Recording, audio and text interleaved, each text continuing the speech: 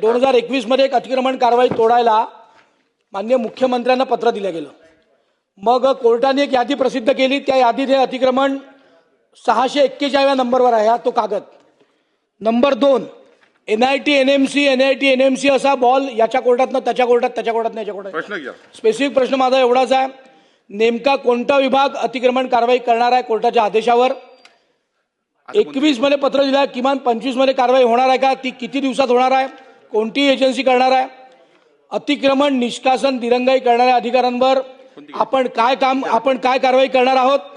आणि नागपूर महानगर कार्यक्षेत्र व अन्य अनधिकृत बांधकाम अतिक्रमणाच्या कालबद्ध निष्कासनाची शासनाने टास्क फोर्स गठीत केला आहे का, ज्याची कोर्टाने आदेश दिला होता?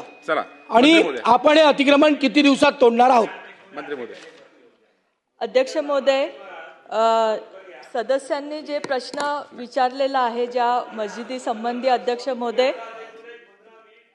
ती मस्जिद 1987 पूर्वीची आहे अध्यक्ष महोदय। आणि ती जो नोटिफाय झोपडपट्टी मधला जो रोड असतो त्या 20 फुटी रोडच्या ह्याच्यामध्ये ती आहे।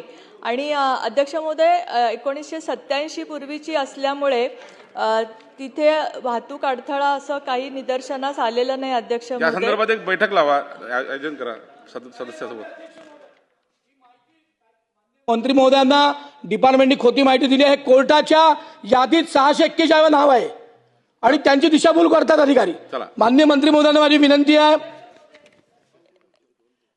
मी सदस्यांना निदर्शनास आणून देते की ह्याच्यामध्ये इतर म्हणजे त्या मस्जिदीच्या व्यतिरिक्त जे अतिरिक्त बांधकाम झालेलं आहे अध्यक्ष महोदय, त्याच्या तक्रारीच्या अनुषंगाने NMC ची आता तपासणी चालू आहे आणि लवकरात लवकर त्याचा अहवाल